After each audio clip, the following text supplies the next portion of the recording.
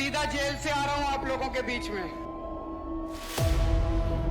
Jail ले जाओ मुझे भी, लेकिन सच्चाई ये है कि इस देश का प्रधानमंत्री कायर है।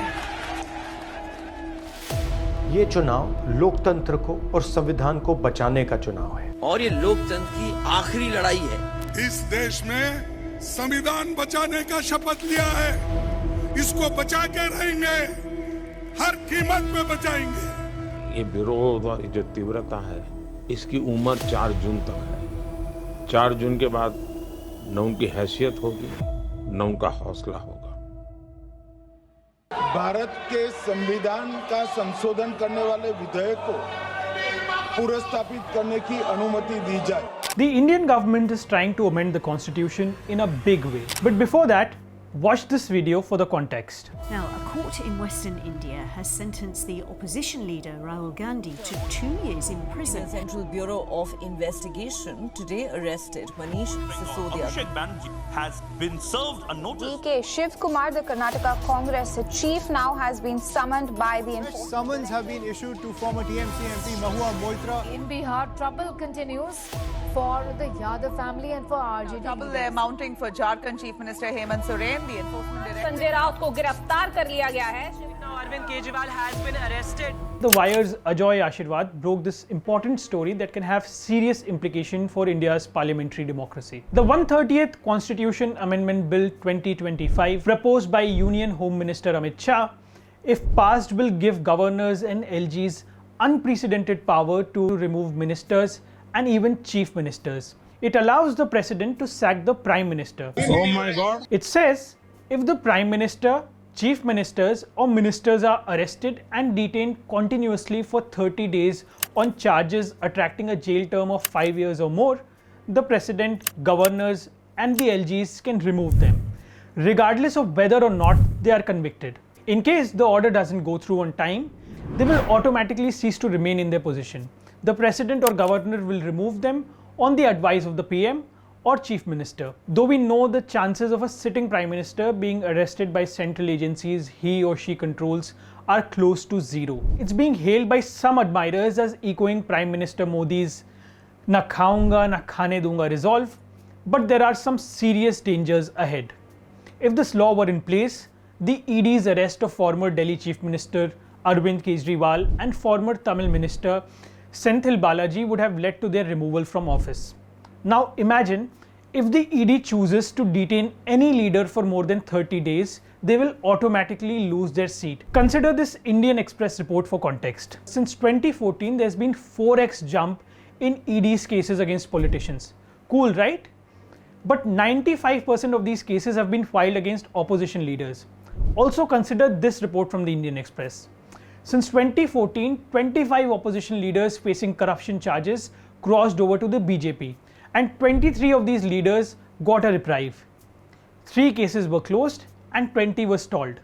And the officials say that the probe is still on and they will act if it is required to act at all.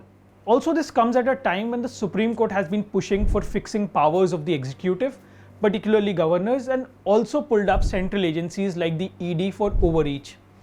Remember that in 2024, opposition parties had said that the BJP was looking for a large majority specifically because they wanted to change the very nature of India's constitution.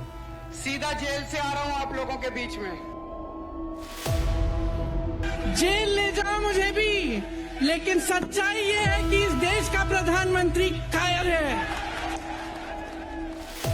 ये चुनाव लोकतंत्र को और संविधान को बचाने का चुनाव है और ये लोकतंत्र की आखिरी लड़ाई है। इस देश में संविधान बचाने का शपथ लिया है, इसको बचा के रहेंगे, हर कीमत पे बचाएंगे। ये विरोध और जो तीव्रता है, इसकी उम्र 4 जून तक है। 4 जून के बाद न उनकी हैसियत होगी, न उनका हौसला होगा। Now, the leaders of the opposition and critics of the BJP are arguing that a move like this is based on the principle that if you can't buy them, break them. फाड़ा तो है फाड़ा, तो क्या है? ये unconstitutional bill, इसको क्या करेगा? तोड़ेंगे ना तो नहीं, क्या करेगा? ठीक से ठीक किया, जो किया ठीक किया। इन लोगों का आप कैबिनेट के 6-7 लोगों को केस लगाइए, 30 दिन डाली अंदर जेल में, गवर्नमेंट गिर गई उनकी। मैं प्रस्ताव करता हूं कि भारत के संविधान का संशोधन करने वाले विधेयक को पुनर्स्थापित करने की अनुमति दी जाए। The BJP government, which has only 240 MPs, please understand, this is not a majority government, only 240 MPs hanging on with the help of two allies, has introduced a bill late last night, 9 o'clock, which is a constitutional amendment bill.